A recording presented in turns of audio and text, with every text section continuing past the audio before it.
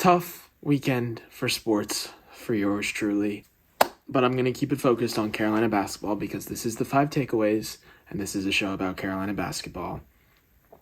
Carolina loses in 4 overtimes to Alabama today. I believe the final score was 103-101 Bama. I don't have a script prepared. I don't have anything pulled up.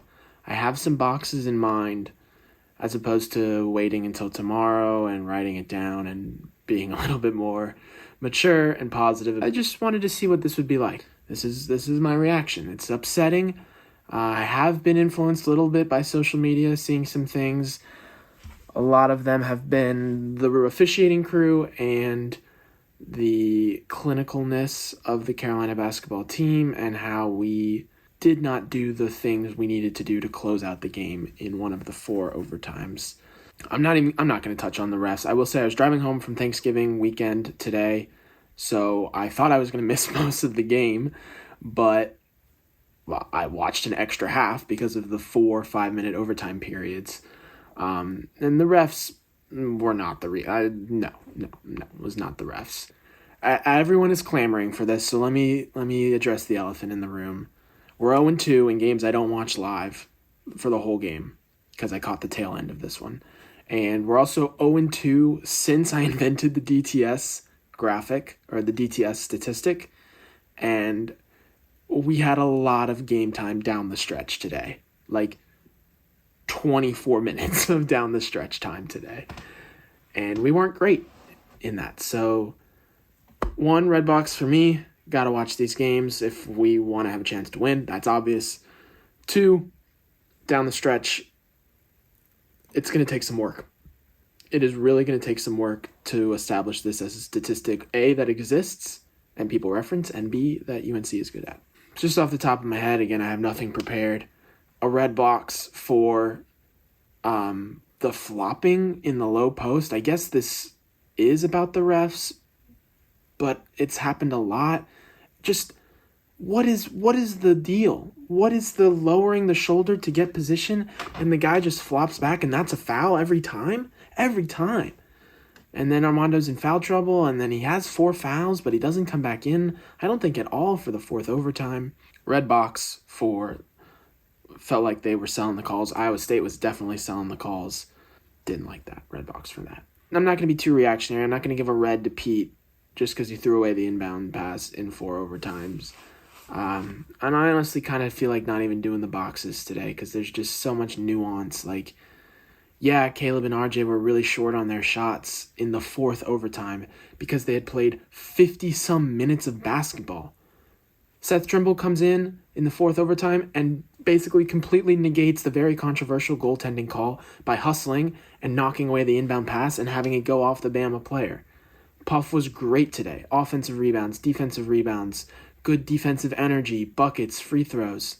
We seem to have depth, and that's just from like the period of the game I was watching. I don't know how the rest of the game was. When are we going to use more of that? Are we going to use more of that? If not, don't get into 4 overtime games because then the same 4 or 5 starters are going to still be so tired. I mean, can you imagine if the game in Cameron last spring went to overtime? I mean, there's no chance. Actually, except for the Baylor game, if any of those big Iron 5 games where we run all the way to the national championship, if any of those go into overtime, I don't know if we pull it out because we're just so gassed at the end of each game. The argument of we don't want to use our bench because those players aren't as good or as experienced as the players that are on the floor begins to lose credibility when the players you're choosing to play drop in talent because they're so tired.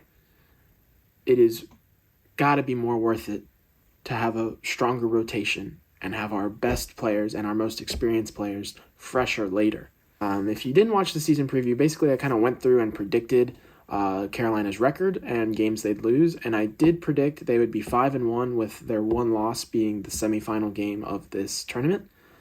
But I don't think I realized that there was still a 3rd game in this tournament.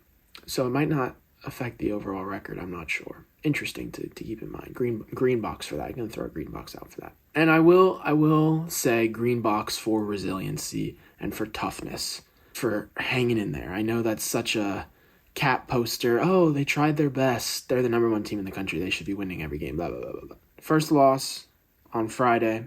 You come out against a good Alabama team. You don't play great. Definitely don't play great. Even the times I was watching, just didn't do enough. Didn't do enough right things. Took too many possessions off. That's what I think I'm going to call it. You get up by 5 or 6 and you coast, and maybe you take a bad shot, because if you make it, wow, you're up 8. But if you miss it, you're still up 5. No big deal. Basketball is such a game of momentum and runs and swings that you just cannot afford to do that. But with that being said, could have lost it in overtime. Could have lost it in double overtime. Should have won it in triple overtime. I think that was the one that we got up big. And could have lost it and did lose it in quadruple overtime. There's something to be said for the fight. I don't know. Is there? I don't know. I'm a mess. I'm going to cut this video short just because, tough. But it doesn't get any easier. We go to Indiana on Wednesday for the ACC Big Ten Challenge, and then we go to ACC Tournament reigning champions Virginia Tech. Both Indiana and Virginia Tech are going to play to the same level of Iowa State and Alabama, right? Those are both Power 5 teams, good basketball team, good coaches. There's a script out now. There's a formula out now for how to beat Carolina, and I don't see those games being any easier. The offense needs to wake up. The offense is too stagnant. Yes, maybe the assist numbers have gone up since the start of the season, but still too many times late in, when you need a basket. How many times in overtime was it, okay, they missed a free throw or a layup and we got a rebound, and now it's 20 seconds until the game is over and we have the ball. Tie game. Perfect. Get your best shot and you win the game. And it's stand out near the half-court line for 20 of those 28 seconds. High screen, roll off, no kick out, nothing. Either a long 2, a 3, or a contested runner floater, and it's no good. And then, depending on how much time you left, either they have a chance to heave up a long shot, or that's it. That's the end of that period of overtime. Again, Carolina basketball, aside from some of the football teams I pay attention to, their season is just getting started. And you can definitely spin this positively as, all right, you went out and you went 1-2 in Portland. Not a great showing. What can you learn from that? How can you grow from this? Growth mindset, positive vibes only. You could definitely nitpick some positives. Caleb, career high. Again, I really actually liked the grit and the intensity and the perseverance, especially coming off the loss. I thought we showed good fight. Leaky rolling his ankle and staying in there, making a big 3. I don't think we were good enough to finish the game off, but I don't think we were bad enough that Alabama deserved to pull away before they did. It was almost more who's going to lose it first before who's going to win it first, and Carolina answered that question by losing it first. Theoretically, by throwing away an inbound pass, and then literally by losing the game. We're a good team on paper, which is a great start. Not every team is that. But no champion is only a good team on paper. They're also a good team in real life. For 40 minutes or for 60 minutes. And we haven't really shown that yet. I do think it's possible. I actually think it's probable. But these sting. Especially for overtimes. Thank you so much for watching. Carolina basketball, the 5 takeaways as they fall to 5-2 on the season.